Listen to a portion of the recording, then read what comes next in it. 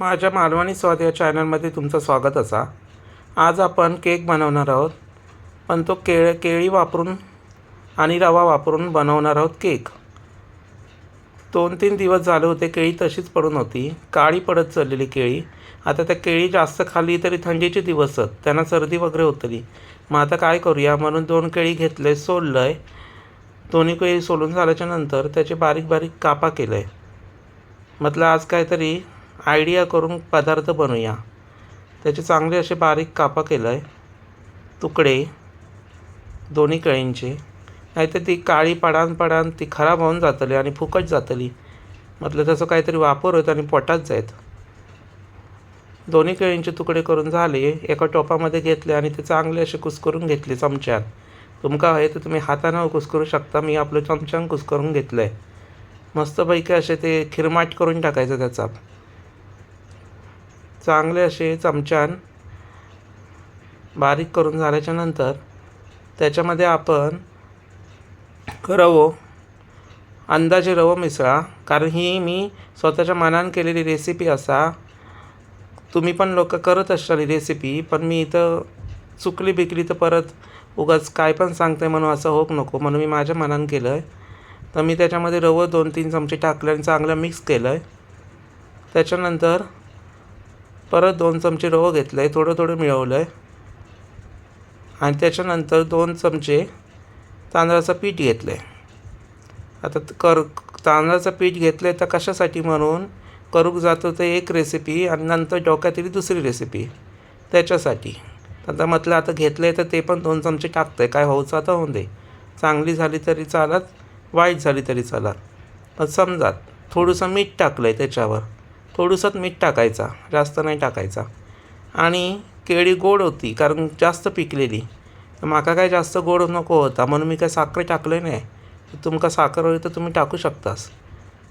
या सगळा झाला, एकत्र केलं. त्याच्यानंतर ना बेकिंग पावडर होती घरात, ती टाकलं आहे वाय चांगलं तर मिश्रण फुलण्यासाठी. आणि थोडा थोडा पाणी घेऊन त्या मध्यम करायचा, जास्त पातळ होऊ नये आणि जास्त घट्ट होऊ नये.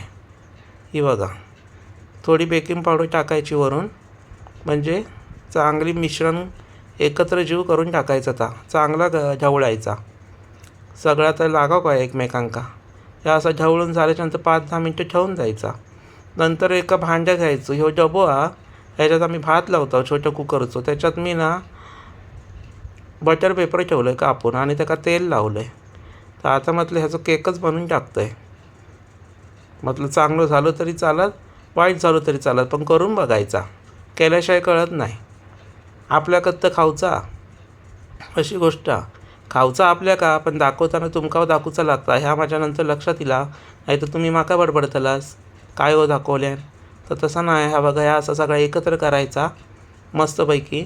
आणि घरामध्ये काजू होते आणि बदाम होते, ते असेच उठ बसतात तोंडात, एक एक टाकून ते संपत येईल. तर म्हटलं आज आधी ह्याच्यावर तरी वापरतं आहे सगळीकडे कापून, म्हणून त्या केकवर टाकलं आहे. बाकी काय आमच्याकडे फ्रुटी नाही कायच नाही. म्हटलं हा त्या साहित्यात करून बघायचा कसा लागतं. आता या असं सगळं मिश्रण टाकलं आहे वर. आणि ह्या करूच्या आधी 15-1 मिनटं मी कुकर असं तापत ठेवलेलं आहे. त्याच्यात आतमध्ये टाकलेलं आहे मीठ टाकू काय, नाही तर कुकर असंच जळतलो, कारण कुकर आपल्याकडे ओव्हन नाही कुकरमध्ये करूचा. या बघा, मीठ थोडंसं टाकायचं आणि सगळा पसरवायचा. पसरून झाल्याच्यानंतर कुकरची जी चाळणी असता तीच ठेवायची आतमध्ये. स्टँड म्हणतात त्या. हां, त्या स्टँड ठेवला का स्टँडवर तो डबो ठेवायचो, म्हणजे व्यवस्थित तो राहतलो. अशी गोष्ट आहे. हे बघा, मी डबो ठेवला आहे, तुमका दिसत नसत तर ह्या बघा, अशा प्रकारे ठेवायचा. या असा ठेवला की नंतर ना कुकरचं झाकण घ्यायचा आणि रब्बल आणि शिटी मात्र काढायची.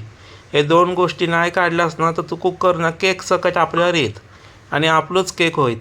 म्हणून ह्या सगळे दोन्ही गोष्टी काढायच्या आणि कुकर मध्यम आचेवर ठेवायचो. हे बघा, आणि अधूनमधून मी आता 15 मिनटां मी झाकण खोललं आहे आणि बघतो आहे की आतमध्ये व्यवस्थित शिजलो काय केक. म्हणून सुरी घ्यायची आणि आतमध्ये अशी घुसवायची. हे बघा, मग सुरी काय चिकटल्या नाही म्हणजे तो चांगलो झालो आतमधून. मग नंतर थंड करूक ठेवलं आहे 15-20 मिनिट बाहेर काढल्याने. आणि आता ह्यो कापूक घेतलं आहे, हे उलटो पालटो केलं आहे, आपटलं आहे वरून आणि केक ताटली दिलो. मरान दे काय केलं आहे, ते केळू फुकट नाही गेले आणि माझे बाकीचे साहित्य फुकट नाही गेला. केक तर तयार झालो. असं केक बघा करून, मस्त लागलो तर नक्की करा. माझ्या चॅनलला सबस्क्राईब करा, लाईक करा, कमेंट करा.